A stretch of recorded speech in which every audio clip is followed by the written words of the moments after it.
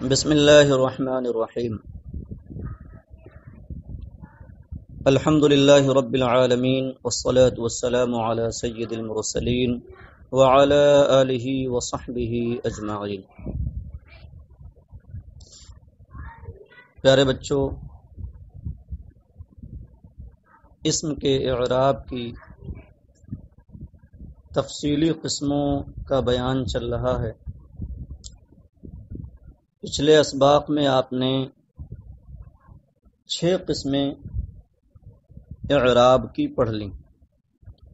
آج کے سبق میں آخری 3 قسمیں انشاءاللہ پڑھنی ہیں۔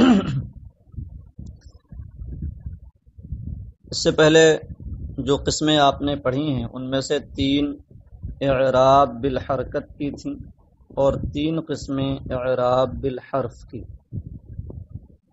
اور دھیان دیں تو بات اچھی طرح سمجھ میں آ جائے گی کہ ان 6 قسموں میں جو تبدیلی ہو رہی ہے وہ لفظی ہے، گویا کہ یہ اعراب لفظی کی قسمیں تھیں۔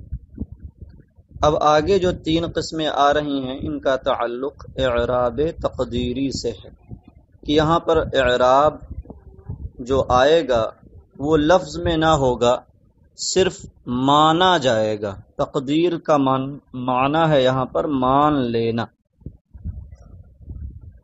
تو کہتے ہیں السابع ان یکون الرفع بتقدیر الضمۃ والنصب بتقدیر الفتحۃ والجر بتقدیر الکسرۃ۔ 7ویں قسم یہ ہے کہ رفع تقدیری ضمہ کے ساتھ اور نصب تقدیری فتحہ کے ساتھ اور جر تقدیری کسرہ کے ساتھ، یعنی تینوں حالتوں میں تینوں حرکتوں کی تقدیر ہوگی۔ کہتے ہیں وَيُخْتَصُّ بِالْمَقْصُورِ، اور یہ اعراب خاص ہے اسم مقصور کے ساتھ۔ اسم مقصور کسے کہتے ہیں؟ کہتے ہیں وَهُوَ مَا فِي آخِرِهِ أَلِفٌ مَقْصُورَةٌ، اور اسم مقصور وہ اسم ہے جس کے آخر میں الف مقصورہ ہو، کا عصا، جیسے کہ عصا یا موسیٰ۔ تو یہاں پر عصا، کبھی یہاں دھیان دیں کہ اسم مقصور میں کبھی الف مقصورہ سے مراد ہے وہ الف جس کے بعد حمزہ نہ ہو، اور اگر الف کے بعد حمزہ آئے تو اسی کو الف ممدودہ کہتے ہیں۔ تو یہاں بات الف مقصورہ کی ہے کہ آخر میں الف ہو جس کے بعد حمزہ نہ ہو، جیسے موسیٰ، حبلہ وغیرہ۔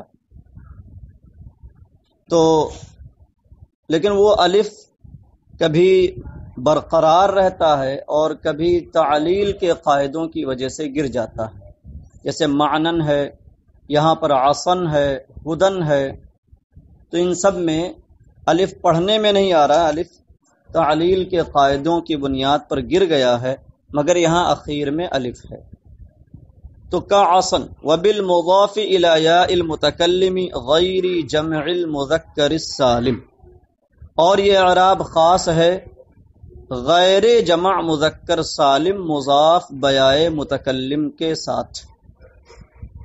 مطلب یہ ہوا کہ یہ اعراب اسم مقصور کا ہے اور اس اسم کا جو یاء متکلم کی جانب مضاف ہو اور جمع مذکر سالم نہ ہو، جمع مذکر سالم کے علاوہ جو اسم یاء متکلم کی جانب مضاف ہو۔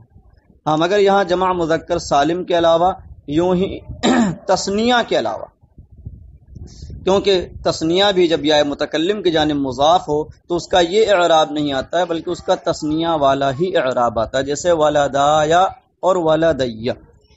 تو وبالمضاف الی یاء المتکلم غیر جمع المذکر السالم، اور اس اسم کے ساتھ جو یاء متکلم کی جانب مضاف ہو سوائے جمع مذکر سالم کے، کا غلامی، جیسے غلامی۔ تقول، تم تینوں حالتوں کی مثال میں کہو گے جاءنی عصن وغلامی، ورأیت عصن وغلامی، ومررت بعصن وغلامی۔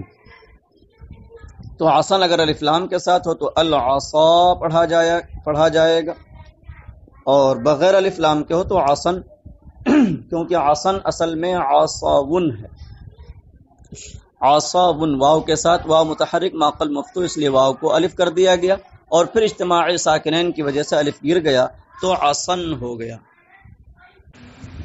یہ مثال یہاں پر دونوں کو ملا کر کے ایک ساتھ دی گئی ہے، آپ چاہیں تو اسے الگ الگ بھی کر سکتے ہیں۔ جاءنی عصن ورأیت عصن ومررت بعصن، جاءنی غلامی ورأیت غلامی ومررت بغلامی۔ الثامن ان يكون الرفع بتقدير الضمة والجر بتقدير الكسرة والنصب بالفتحة لفظا۔ آٹھویں قسم یہ ہے کہ رفع تقدیری ضمہ کے ساتھ اور جر تقدیری کسرہ کے ساتھ اور نصب لفظی فتحہ کے ساتھ۔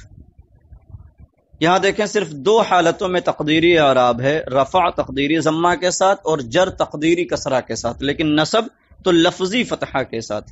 وَيُخْتَصُّ بِالْمَنْقُوصِ اور یہ اعراب خاص ہے اسم منقوص کے ساتھ۔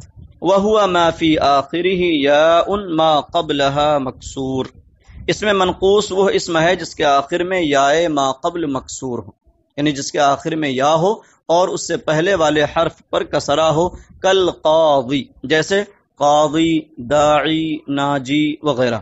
تقول جاءنی القاضی ورأیت القاضی ومررت بالقاضی۔ یہاں بھی دھیان دیں، یہ القاضی میں اگر الف لام اس پر نہ آئے تو یہ قاضن ہو جاتا ہے،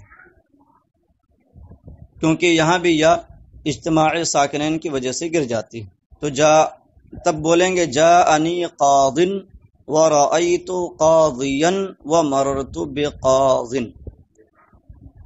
التاسع ان يكون الرفع بتقدیر الواو والنصب والجر بالیاء لفظا۔ نویں قسم یہ ہے کہ رفع تقدیری واو کے ساتھ اور نصب و جر یا لفظی کے ساتھ۔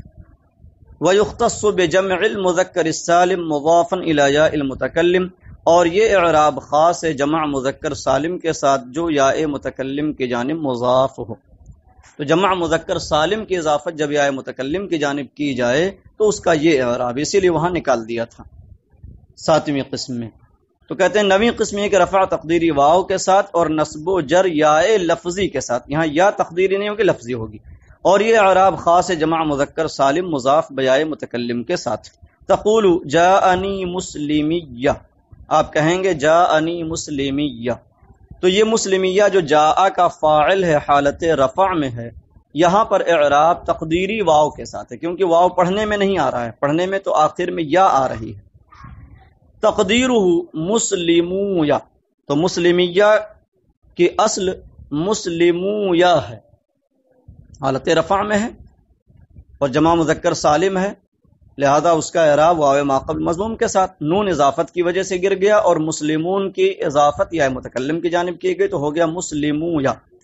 اجتمعت الواو والیاء والاولی منہما ساکنہ، واو اور یا اکٹھا ہوئے اور ان میں کا پہلا ساکن ہے، فقلبت الواو یاء، بس واو کو یا سے بدل دیا گیا، وَأُدْغِمَتِ الْيَاءُ فِي الْيَاءِ اور یا کا یا میں ادغام کر دیا گیا، وَأُبْدِلَتِ الضَّمَّةُ بِالْكَسْرَةِ لِمُنَاسَبَةِ الْيَاءِ اور ما قبل کے ضمہ کو کسرہ سے بدل دیا گیا یا کی مناسبت کے لیے، فَصَارَ مُسْلِمِيَّ، تو اب مسلمویا مسلمیہ ہو گیا۔ تو اس طریقے سے واو جو ہے وہ یا سے بدل گیا، اب پڑھنے میں یا آ رہی واو نہیں، لیکن اصل میں واو تھا، اس لیے یہاں اعراب جو ہوا وہ تقدیری واو کے ساتھ۔ وَرَأَيْتُ مُسْلِمِيَّ وَمَرَرْتُ بِمُسْلِمِيَّ، یہ حالت نصب کی مثال ہے۔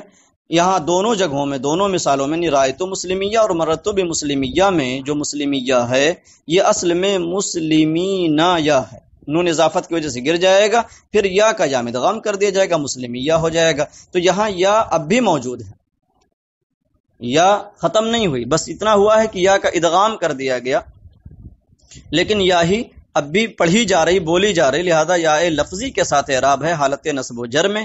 ہاں حالت رفع میں واو نہیں بولا جا رہا ہے بلکہ بولنے میں یا آ رہی، واو یا سے بدل گیا، اس لیے حالت رفع میں تقدیری واو ہے۔ تو یہاں اس بات کا خیال رکھیں گے کہ مسلمیہ جس کی اصل مسلمویا ہے، یہ فقط حالت رفع والا مسلمیہ ہے، اور حالت نصب و جر والا مسلمیہ تو اس کی اصل مسلمویہ نہیں بلکہ اس کی اصل مسلمیہ ہے، یا کا یا میں ادغام کر دیا گیا، مسلمیہ ہو گیا۔ اب یہ آپ کی 9 قسمیں مکمل ہو گئیں، آپ حضرات انہیں مکمل یاد کر لیں، اور ساتھ ہی ساتھ یہ اعراب کی 9 قسمیں مع مثال لکھ کر کے گروپ میں بھیج